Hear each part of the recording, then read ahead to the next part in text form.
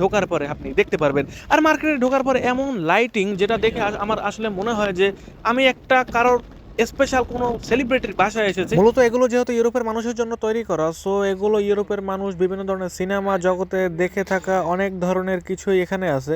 এই জন্য আসলে আমার কাছে দেখে এগুলোকে একটু স্পেশাল মনে হয়েছে। আর এগুলো মূলত আমি যখন গুগলে সার্চ করি তখন আসলে এই ধরনের জিনিসকেই আমরা দেখতে পাই। অন্য কোথাও না পেলে আমি ইতালিতে অনেক ধরনের মার্কেটে যে তারপরে একদম বাস্তবেই মিল পাই। আর এগুলোর সাইজ কিন্তু প্রত্যেকটার এক না, অনেক সময় দেখা যায় প্রত্যেকটা সাইজ একরকমই, বাট এক একটার সাইজ এক এক ধরনের। অনেকটা আছে যে 3-4টা রুম লাগে এত বড় সাইজের এক একটা এই ধরনের রান্নাঘরের যন্ত্রপাতিগুলো, আর দুই একটা আছে এক রুমের অর্ধেকেই বসানো যায়, এরকম ছোট সাইজেরও আছে। এগুলো মূলত কেউ না রেস্টুরেন্ট, কেউ বার, কেউ বড় বড় বাড়ির জন্য, আবার কেউ নয় ফ্ল্যাটের জন্য। সো যারা ফ্ল্যাটের জন্য নয় তারা একটু সাইজের ছোটোটাই খোঁজে, তাদের ফ্ল্যাটে স্থান বুঝে তারপরে তারা কিনে আসলে। আর মূলত যেগুলো বড়, এগুলো আসলে অনেক বড় বড় রেস্টুরেন্ট, দোকানপাটে বা বড় বড় বাসা, যাদের বাসা কিনা 2তলা 3তলা একটা বাসা পুরো নিজেরাই থাকে, ডুপ্লেক্স বিল্ডিংয়ের মতো। সো ওই ধরনের বিল্ডিংগুলোতে এই ধরনের বড় জিনিসগুলো নিয়ে থাকে। সো গাইস, আমাদের এরকম ভ্লগ কিন্তু সামনে থেকে আরও প্রতিনিয়ত আসবে, যেহেতু ইতালিতে এখন গরম শুরু হয়ে গিয়েছে। সো সামনে থেকে ব্যাক টু ব্যাক ভ্লগ আসবে। সো যারা যারা আমার এরকম নতুন নতুন ভ্লগ দেখতে চান তারা দয়া করে আমার ইউটিউব চ্যানেল এবং ফেসবুক পেজটাকে ফলো দিয়ে রাখবেন এরকম ভ্লগ পাওয়ার জন্য। সো আমি আমার আগের ইউটিউব চ্যানেল একটা হারিয়েছি কোনো একটা কারণে। সো এবার আমার নতুন ইউটিউব চ্যানেলটাকে উপরে উঠাতে একটু হয়তোবা সময় লাগবে।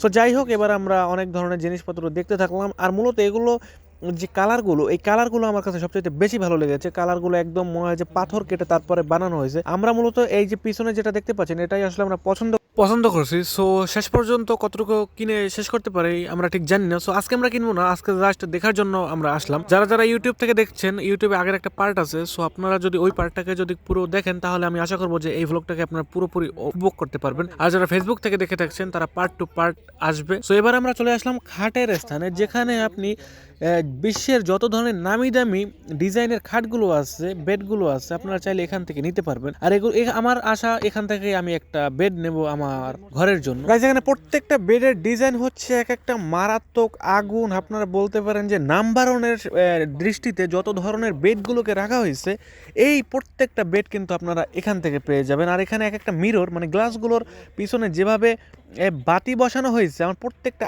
আয়না এখানে পছন্দ হয়েছে। এই যে বাম পাশের একটা গ্লাস দেখতে পাচ্ছেন, এটার পাশে একটা আয়না বসানো, মারাত্মক ডিজাইন। তো যাই হোক, এবার আমরা আবার একটু সামনের দিকে হাঁটতে থাকলাম, আবার দেখতে থাকলাম চারপাশের জিনিস। আসলে মূলত এই মার্কেটটা কোন স্থান থেকে যে শুরু আর কোন স্থান থেকে যে শেষ, এটা এখন পর্যন্ত আমি জানি না, কারণ আমরা এক স্থান থেকে ঢুকি, মোটামুটি আরেক স্থান পর্যন্ত যে বের হই, বাট এখন পর্যন্ত জানি না যে এই মার্কেটটাকে আমরা আজও পর্যন্ত পুরোপুরি ঘুরতে পারলাম কিনা।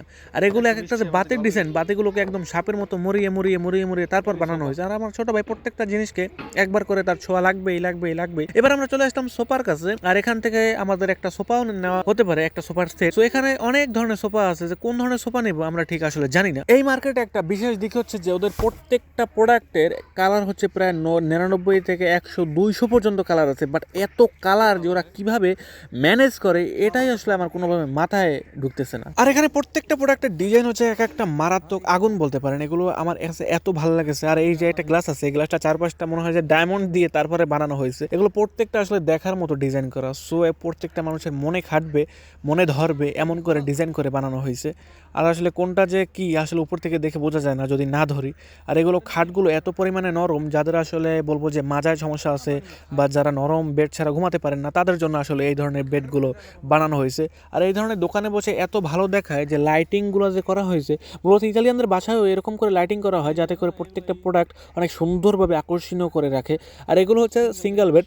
এই সিঙ্গেল বেড প্রত্যেকটার দাম হচ্ছে 200 থেকে 300 ইউরো পর্যন্ত। যেমন এটা 238 ইউরো আছে, 170 ইউরো আছে, 200, 250 এরকম প্রত্যেকটা ইউরোর মধ্যে দাম পাবেন। আর এগুলো হচ্ছে যারা কিনা মেসে থাকে বা ব্যাচেলার থাকে তাদের জন্য আসলে এগুলো হচ্ছে এক ধরনের বেড যেগুলো একদম ওয়ালের সাথে সেট করে লাগানো হয় এবং 2-3 মানুষ কিন্তু একবারে ঘুমাতে পারে। এগুলোর মধ্যে প্রত্যেকটা জিনিসই আপনি পাবেন, বাট স্থান খুবই ছোট। যেমন নিচে আছে সিঙ্গেল বেড এবং সিঁড়ি বেয়ে উপরে উঠে ওখানে একজন ঘুমাতে পারবে, বাট উপরে ওঠা যায় না। আর এই এপাশে আছে জামা কাপড় রাখার জন্য কয়েকটা স্থান। সো এরকম করে যারা কিনা দেশ বিদেশে ব্যাচেলার থাকে বা সিঙ্গেল বেড নিয়ে ঘুমাতে চায় তাদের জন্য আসলে এই ধরনের সুবিধা আছে। সো এগুলো হচ্ছে এখানকার বই। সো আপনারা যদি কখন এখানে আসেন এগুলো একটা বই নিয়ে তারপর আপনারা বাসায় বসে পুরো দোকানটাকে দেখতে পারবেন, কখন কোন ধরনের মেয়াদ শেষ হবে, কোনটা কিনতে পারবেন, কোনটার প্রাইস কত, কত তারিখ পর্যন্ত অফার থাকবে, এই ধরনের তথ্য কিন্তু আপনারা এই বইতে পাবেন।